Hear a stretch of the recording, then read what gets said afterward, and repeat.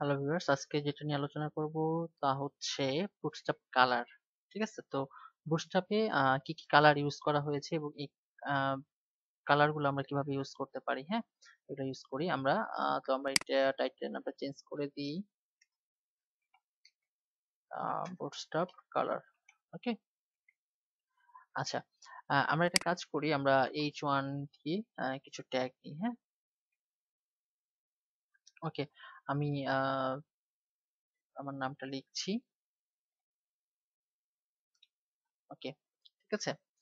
এখন আমরা যেটা করব সেটা হচ্ছে যে আমরা ক্লাস ইউজ করব, তাই তো? এবং পূর্বের ক্লাসে আমরা দেখেছি যে কিভাবে ক্লাস ইউজ করে। হ্যাঁ, তো আমরা এখানে যদি দিই হচ্ছে টেক্সট মিউটেড। আচ্ছা, আমরা এখানে তো কালার দিব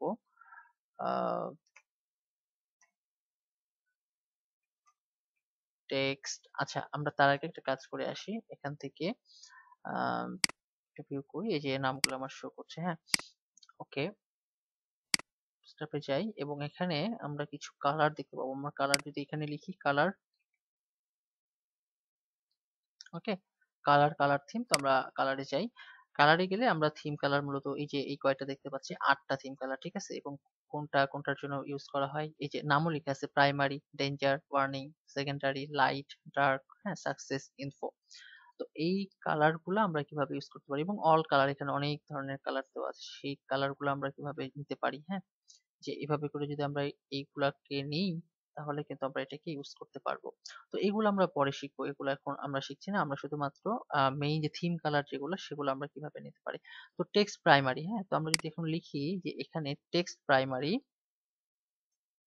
ওকে, টেক্সট প্রাইমারি অর্থাৎ টিপি লিখলে টেক্সট প্রাইমারি চলে আসার কথা। এই যে যেমন দেখুন টেক্সট প্রাইমারি। ওকে, তো এটা টেক্সট প্রাইমারি যখন চলে আসছে, আমরা যদি এটা কি হচ্ছে ব্রাউজারে দেখি, যে দেখুন আমার কিন্তু এটা প্রাইমারি হয়ে গেছে। হ্যাঁ, তো আমরা যদি এই যে ওয়ার্নিং, তারপরে ডেঞ্জার, তো ডেঞ্জারের জন্য আমরা যেটা করতে পারি সেটা হচ্ছে যে আমরা এই সেম ক্লাস ইউজ করতে পারি। দেন আমরা যদি লিখি টিডি, তাহলে টেক্সট ডেঞ্জার চলে আসবে। ওকে, এটাকে সেভ করছি এবং আমি এখানে যদি যাই তাহলে কিন্তু এটা কি লাল হয়ে গেছে। হ্যাঁ, এই যে দেখুন, অর্থাৎ আমরা এই যে এই কালারের নামগুলো যদি আমরা ইউজ করি, আবার টিএস, হ্যাঁ, টিএস মিন্স সেকেন্ডারি। হ্যাঁ, তো এই আমরা যদি এটাকে এখন ব্যাকগ্রাউন্ড কালার হিসেবে চাই, লাইক দ্যাট আমরা এখানে ব্যাকগ্রাউন্ড চাচ্ছি, তাহলে হচ্ছে বিজিএস।